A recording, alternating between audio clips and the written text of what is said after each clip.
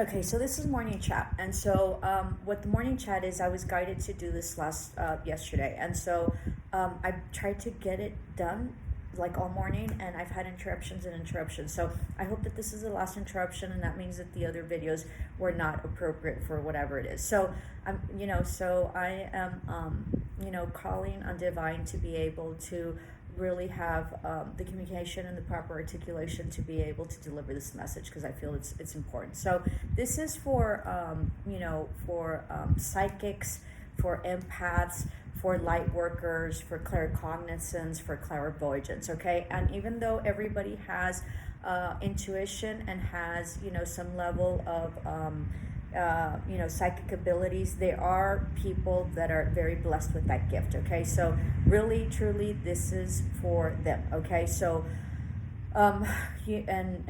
it's not a diss to anybody, but just to I just feel that this message has to be for them. So I am psychic and I'm a light worker, and I'm claircognizant, which means that I know, and I'm also clairvoyant, and I'm also an empath. And so the more that you develop your skills, the more that you understand your mission, and the more that you understand what it is that you're here on earth to do, right? That you have a specific mission and a specific role. The more that you open yourself up to more and more in-depth divinity and gifts, right? And I one time went to this medium, and he came to town, and I bought a ticket or whatever, and so I went, and I had a question, and I said, this gift. He's like, I don't call it a gift and this and that. I do. I call it a gift, okay? Because this isn't easy, and this isn't a walk in the park.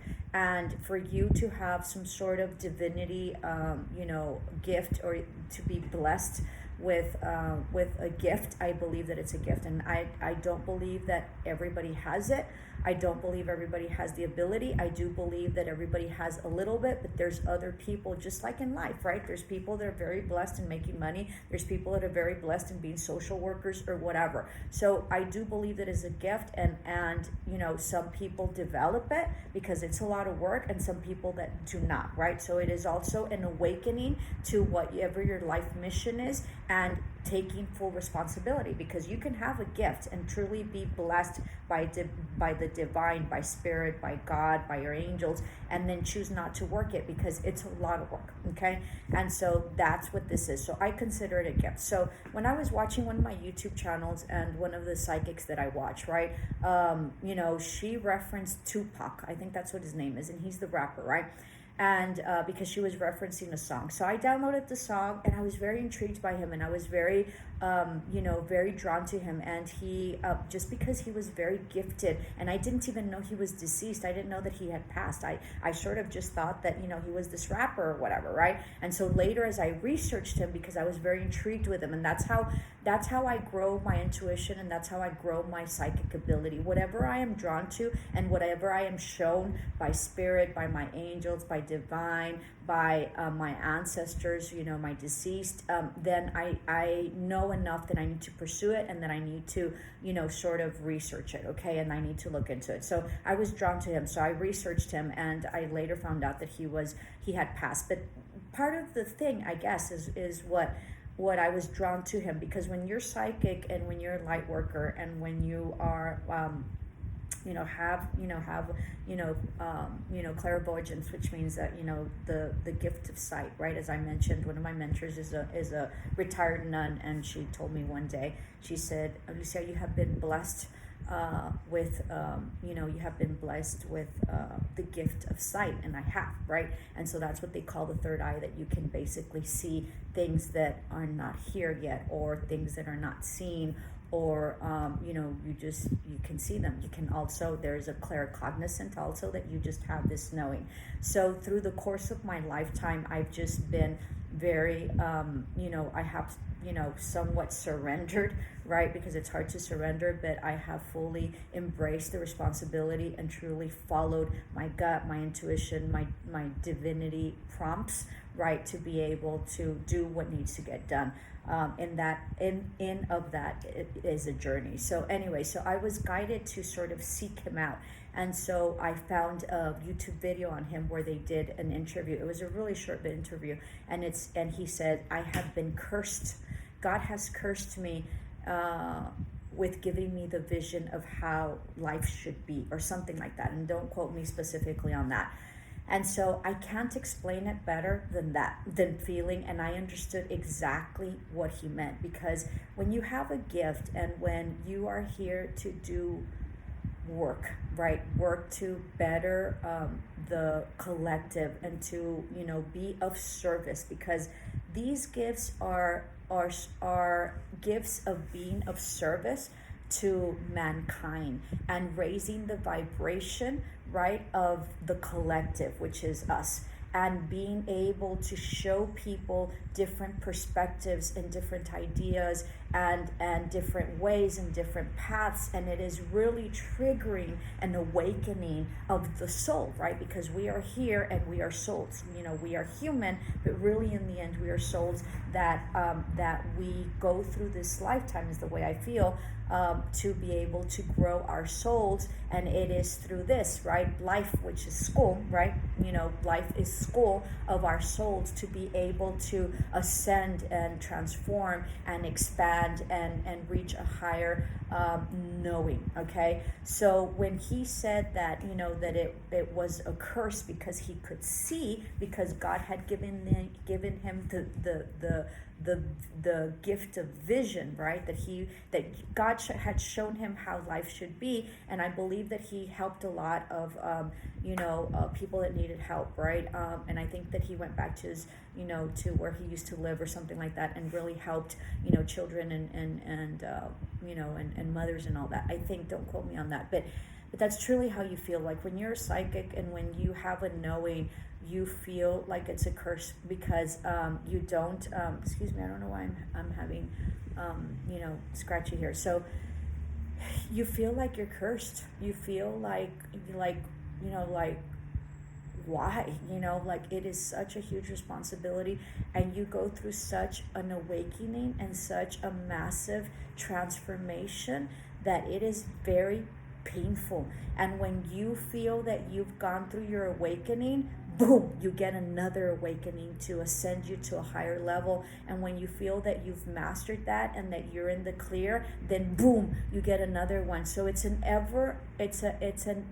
never-ending evolution and transformation of self, to be able to reach full capacity of your gifts. And then once you have sort of mastered one of them, and you never truly master them, but once you have ascended and maybe gotten to a point where you have sort of grown into them, then you are gifted another gift, and you are expanding in your abilities and your skills of this divine this divinity and this gift that you have been bestowed upon. Okay, and so it feels like a curse, all right, because at least for me, being psychic and being clairvoyant has been very, very difficult, because and you don't know what's happening to you, because this is part of who you are, right? And so you realize, and I had a student that told me, Miss, how did you know? And I was like, what? She's like, how did you know? And I'm like, I don't understand what you're saying. She's like, how did you know you knew?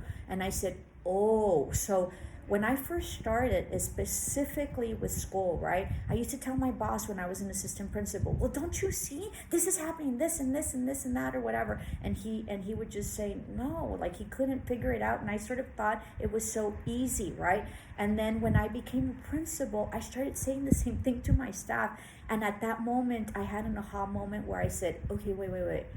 This is something special that is only special to me, and not everybody can see what I can see. So I started realizing that I was clairvoyant. Even though I knew always that I could see things, I thought everybody else could, right? And it's sort of like with dreams as well. One time I was eating with my staff during lunch, and I had just had like a dream of like flying, right? And I said, hey, well, when we fly and this and that in the dreams, and they were all really quiet. And I was like, and I finally had another aha moment, right? So these are illuminations and enlightenments that I have had within myself about what it is that I do and my gift, and how it is that I am different, okay? Which explains a lot of things. So they said, what do you mean? And I said, you guys haven't flown? And they're like, no. I didn't know that not everybody flew in dreams, right? And so I just sort of thought and assumed that everybody flies in dreams. So that was part of also my trigger of expanding in my dream interpretation, which is really my true gift, okay? Like, I am a dream interpreter, and that's why I don't do tarot, you know, and I try not to. I started doing it because, you know, I want to expand the channel, and I think it's something that, you know, people are expecting maybe. But really, in the end, my psychic ability, I don't need anything. I don't need cards. I don't need anything. All I need is to be able to dialogue with the person, and I can tell them whatever the message is. So actually, when I started learning tarot and when I started learning my oracle cards, it was very confusing to me because the cards would only confuse the message, and the cards were not necessarily what I had with the message. It did in the end help with the symbolism for my dream interpretation, and so in that of itself, it is apparent that I needed to learn that in order to expand my knowledge and my sort of inventory of symbols and symbolisms.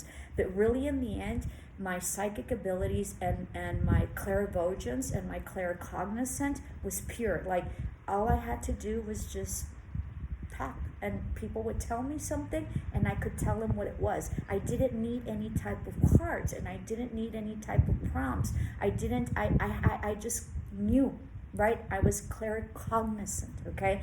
So people that just sort of come and tell you, and those are called oracles, and I used to tell, my staff, it's sort of like, like being, not me, but, because we figured out a lot of stuff, it's sort of like being a crystal ball. Like, you can look into the crystal ball and know, right? And the crystal ball is also a resource, but I just sort of knew, right? And so people would come to me, hey, miss, this and this and that or whatever, and I just sort of knew what to tell them, and I was a conduit from spirit to be able to convey the message that was appropriate. So that is what psychic ability, and that is what, having a third eye, which is, clairvoyance, right? You're voyant, you're clairing, you're seeing, and claircognizant, that you feel that you just have a knowing. How did I know? I just had a knowing. And so what happens with that, is sort of going back to Tupac, is that he felt that was a curse, right? You feel like you're cursed because in that of itself, you don't get to choose the message, and you don't get to choose what you see, right? And that's why I've had such big problems with my relationships, my amorous relationships, because you see everything. And so if people are not their best, and if people are not doing what is appropriate or what you deem appropriate, right, in a relationship, you hope that people are honest and transparent and that they're not screwing around, then you don't get to choose what you see, and you see a lot of things. And so like a normal experience for me would be something like there's specific things that within my environment and within the person that's talking to me and within like what I'm living, sort of are highlighted or bolded is the best way that I can put it, and so those things stand out to me, and I need to address them. And so that sort of comes up, and then that gives me what the message is, okay? And so I sort of know. So there's like Freudian slips, right, that comes out that I sort of get, and I'm very good about patterns, which helps with the message. I also can see things that no one else can see. Like, I can pick up things that they do, or patterns, or things that show me whatever it is, right? So you feel cursed because sometimes you don't want to see it because they're just too painful, right? Because what it means is that you have to address whatever it is that you're seeing, because there's no breaks for you. Like, there's no breaks. Like, you don't get a break. You, with your gift of whatever it is that you have, right? And this is for the people that have gifts, right? That are working through their gifts, because it is a life lesson, and it is a work in progress, and it is something that you have to work through the course of your lifetime, okay? And you always have it, but you sort of suppress it, or it takes you a long time to get through it. And I saw a quote the other day that said, true healers have had very hard backgrounds, because first you have to learn how to heal yourself before you learn how to heal others. And so I consider myself a healer because I have been placed in situations where I help people expand. I help people see who they really are, which are amazing beings, right? They're usually in a really bad place, or they really are in a fork in the road, or I am placed there so they can, so I can bring things to their attention that they need to see that otherwise maybe they're not accepting or seeing. So when I saw that, that was a message for me, because I was having a really hard time, and I was going through a really hard time, okay, because I've had a lot of stuff go on. And so it sort of seems like, like it doesn't let up, right? Like one thing happens and another and another and another, but it is part of your growth, and it is part of your ascension, and it is necessary for your transformation in order to truly, be a light worker, right? To help people, because that's what people that have divine gifts are here to help people, and to help people become and reach their highest self and be the best version of themselves, and be able to break possibly bad cycles that they've been karmically in, to be able to free themselves of the negative karma, because karma is good and bad, negative karma and the cycles that they're in, to be able to to break free and sever that, to be able to live a more complete life, which means that you're in light, and you're in loving kindness, and you're kind, and you're compassionate, no matter what it is that you have gone through. So you do feel like you're cursed, and you do feel, and sometimes you don't want to feel it, and sometimes you don't want to see it, and sometimes you're sick of it. Sometimes I have helped so many people, like thousands of people, right? Because I have been placed, and divine, God has placed me in these positions, in my career, that have really been part of my life journey and part of my life path, which is helping people. Within the help of the people that I give, I have ascended and I have transformed. And so I have been in critical situations and positions in this physical life to be able to expand and affect people that I need to affect, and trigger and propel for them to get into a place of maybe a higher self and a better life.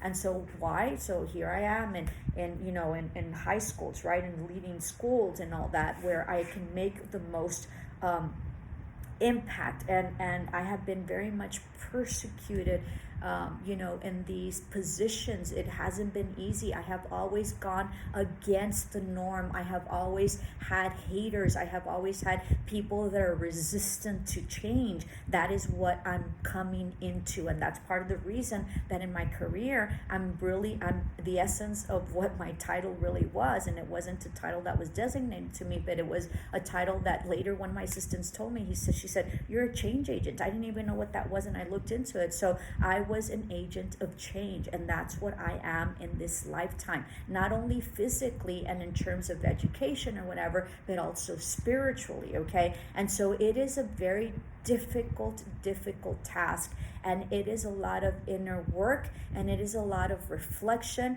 and it is constantly, it's like being bilingual in spirituality, right? And when you're bilingual, you're constantly going and fluctuating between having a more complex and more fluidity in one language than the other. And so it's a constant balance of trying to create an equality of both languages. And so spirituality is sort of like that. It's a commonality of trying to have a balance of of true self, of virtue, of light, love, and compassion and kindness, which is what you're supposed to be living in order to be the model and the beacon, right, and the lighthouse of whatever it is that you're impacting in your life.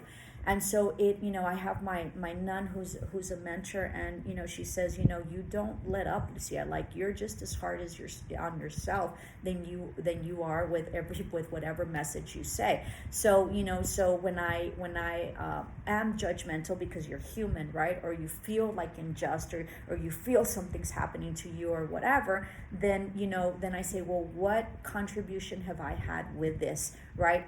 It took me a long time to figure things out. I got to a place, and this was years ago, like 10 or 15 years ago, maybe 15 or 20. And I told my sister, why is it that everybody is so unloyal to me, and so disloyal? And I wasn't even at that point talking about my ex-husband. I was really talking about friendships. I've had a lot of friendships that have been very disloyal to me, and they've been very backstabbing. And I told her, what is it that I have to learn that I haven't learned? And she said, maybe the lesson is not for you. And so, and she might be right? And so, but maybe some of the lessons are for me, but maybe the average lesson isn't for me. Maybe I am the lesson to them. So why? Because usually when I've been backstabbed, I haven't done anything. I actually am a very loyal and very faithful friend. I'm also a very loyal and faithful wife and lover and all that. And so when they have done that to me, right, and it's been always very painful, it's been horrendously painful, and it's one after another, right? Obviously there's something that I am doing incorrectly as well, but nonetheless, they always come back and apologize, right? So it is a trigger, and it is, I am a catalyst to them to some degree, for them to acknowledge what it is that they did, in the situation, and to be able to expand and to be able to grow. Now, I'm not saying that I'm all nicey and whatever and this and that. I'm just saying that is, I'm very much thinking about, Mother Teresa, Saint Teresa, Mother Teresa. And, she always said, I am but like a pencil in God's hand, right? And so that's exactly what we are. Of course, we're not saints or anything like that. And this is very, very different. And this is really about spirituality. And this is about esoteric things that cannot be tangible and things that cannot be seen, which becomes more difficult because it is so different, right? Dream interpretation, even though it's very much stated and documented in the Bible, it's kind of something weird. Tarot reading is weird. Not weird, but it's just very different, right? And then, the knowing and the claircognizance and clairvoyance, where you just sort of say, this is it. And how do you know? I don't know how I know. I just know, and I know that that's part of my gift. So you do feel that you are very different, even though sometimes you feel very alone, even though you're not lonely, okay? And sometimes you just, like, I have very few friends, okay? And right now, other than my family, who has been there incredibly for me, I just sort of, I don't have much friends. When I was working, I had my assistants that we became friends. Currently, I just have like my cousin, and I have, this other friend that just came into being, and he told me, well, consider, me a friend, right? And so I hardly don't have friends, and I don't know why that is, right? Sometimes I'm too harsh. Sometimes the reality of the reality is very difficult for them. I'm also used as a mirror to show them what they are not, right? And so, when I was walking El Camino, I had a couple of, I don't know what's going on with this eye, but anyway, please forgive me. And I had a couple of people that would join me. And I had this gentleman specifically. He was significantly younger than me, and he walked with me. He had been eyeing me for a couple of days, and then he walked with me. And after we walked, he didn't walk again, right? He was courteous and stuff. But so sometimes I'm very intense, which becomes a problem. But it is who I am, and I can't change who I am, right? Also, the delivering of message for me has been very. I need to sort of maybe deliver it not so harshly, right? But those are things that I have to, sort of adapt to. So it's a constant adapting to whatever your mission is and whatever it is that your gift is. And so it is very difficult, and it is very trying, and it is huge. It's a huge responsibility. And even though you get to a point where you know that you're divinely supported and divinely guided, nonetheless, it's a very difficult task. And so you do feel like you don't fit in. You feel like nobody understands you. You get to the point where it doesn't matter anymore, and it doesn't bother you anymore, although you do have your setbacks. But initially, when you're doing your growth, it is very hard because people don't understand you. You see things, and you know things that nobody else can relate to, and nobody else believes you until it happens. You know, and then you get to see things that you just sort of, is very hard, you know, like the infidelities, right? I got to see all of the infidelities. I had visions that were really, really bad. You know, I had one vision where, you know, where you know, person I was with, you know, was having, you know, an affair, and I saw them in bed. That those are very hard things to see, right? And you don't want to see them, you know. The other thing is that when my brother passed away, I sort of knew, you know, and everybody knew, but I really, really knew. And then I got a message from Divine that, you know, that he was gonna, you know, really pass. And so those were very hard, and you know things, and sometimes you don't want to say them, and sometimes it's appropriate for you not to say them, and so you're just waiting for sort of like the hit, right? Which becomes, you know, sort of creates a lot of anxiety, and creates a lot of doubt, and creates like it's a lot of stress, and it's a lot of pressure, right? And then you can't explain it, or you explain it, you think you're crazy, you know, with the things that I used to see, the infidelities, you know, people didn't believe it from my husband's, right? But it was very there, so they didn't believe they would do it. So I thought I was going crazy, right? But in the end, it all came out true, whatever it is that I saw. So that's just simple, you know, the infidelities. And I don't mean to throw them under the bus or anything like that, but you get to see the things that you don't like, and you don't get to pick and choose what you see, and you don't get to pick and choose the message. So it is a very difficult life, and you do feel cursed, right? And so you have to balance it out to understand that this is your mission, and you signed up for it, whether we believe it or not, right? I believe that in Soul Life we have contracts with everyone that we come across, but also with ourselves and Divine, and this is what you were set up to be. You know, I did a past life regression. And one of the scenes was that I was there, the person that was helping me, and the regressionist that was doing it. And you have to have, help, right? Like, I can't do a past life regression on myself, or at least I don't know how. So I went to this person, and part of the past life regression was very interesting,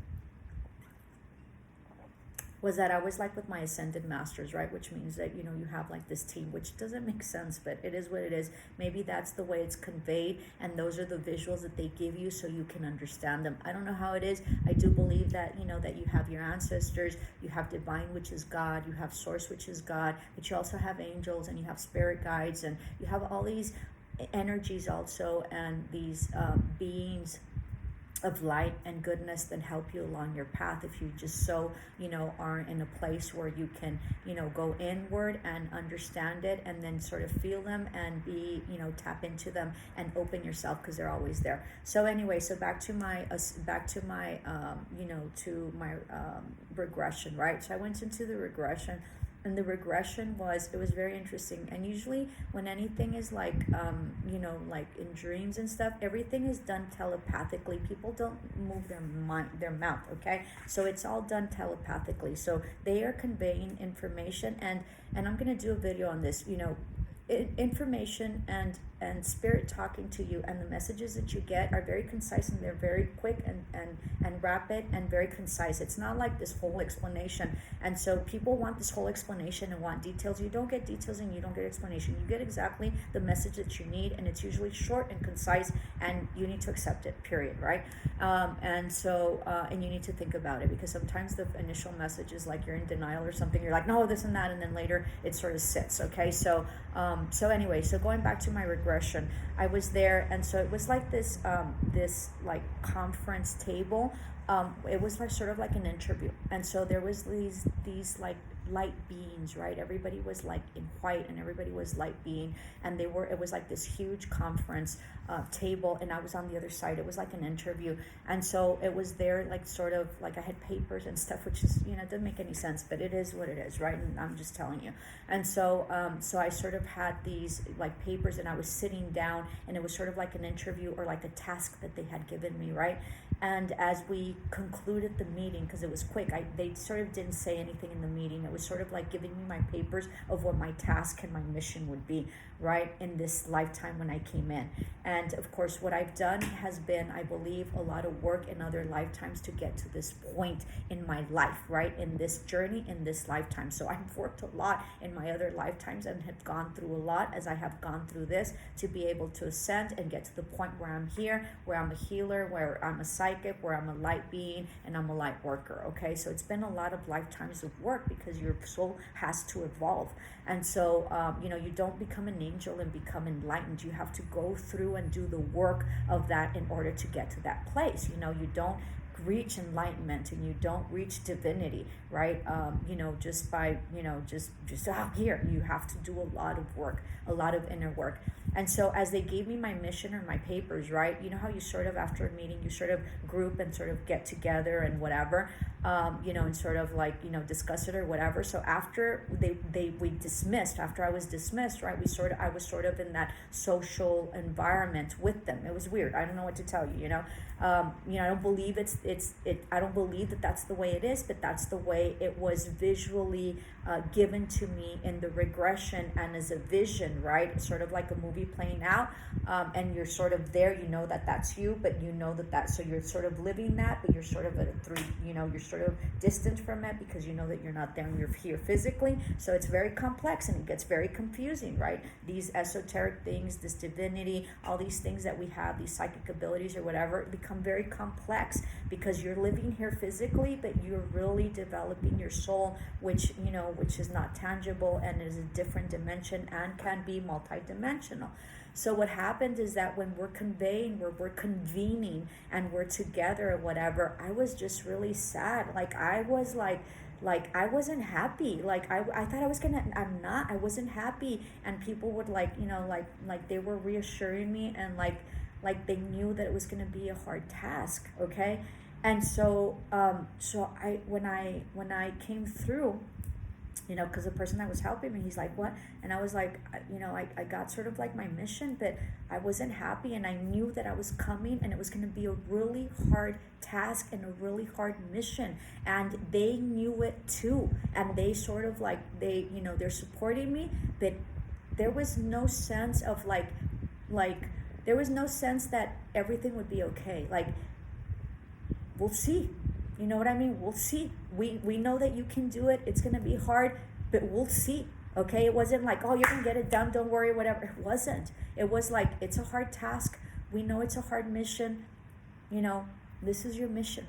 We'll see how you do, is really what it was. And you know what? My life has been super, super, super, super, super hard. It's been hard. It's been really, really hard. I've had a lot of blows. Nothing has been given to me. Everything, it's been one challenge after another. My father's death propelled me into, I think, this. My ex-husband used to tell me, you're like finding the unicorn.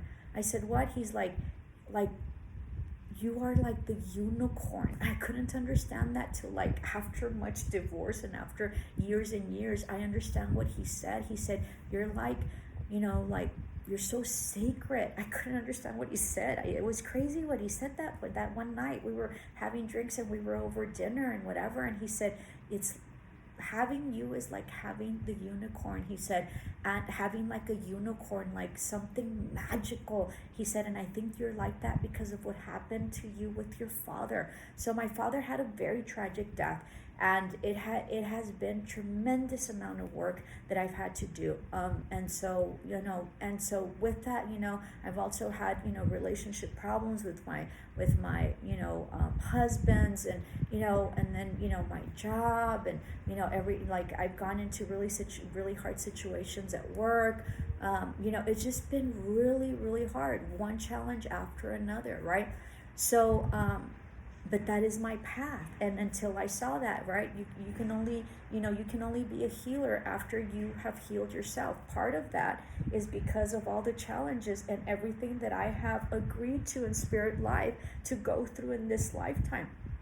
that has ascended me to this higher knowing. And I'm not saying I know it all or whatever, but that's why I can interpret dreams. That's why I am clairvoyant. That's why I'm psychic. That's why I'm claircognizant, right? Because of everything that I have lived. And interestingly enough, I tell my students, if you got me for a teacher, you're ready to hear the message. And I am here to teach you about life, but it is through content that we do so. So, and I tell them, take my experiences as shortcuts to learn from me so you can make better choices and possibly make it an easier path for you, because my path has not been easy. And so that's why Tupac says, I have been cursed, because they are very difficult and challenging times, and they are very difficult and challenging ascension and paths and journeys that we have. If you so have a spiritual gift, you signed up for it, and it's not easy. And part of the reason that it's not easy is because you are a leader, and because you are a beacon of light, and because you are given the gift that no one else has, the divine and spirit and source. And so with that comes great responsibility. And so it is a huge responsibility that you have. And through your ascension and your process and your growing, you are here to propel and be a catalyst for those around you and those who seek you. And that in of itself is no curse, even though it feels like it, but it is a true divine gift. And how blessed we are for those of us who have it, even though the work has been very difficult, to be able to be bestowed such an enchanting, magical, and blessed gift by the divine. Namaste. Love and light. Ciao.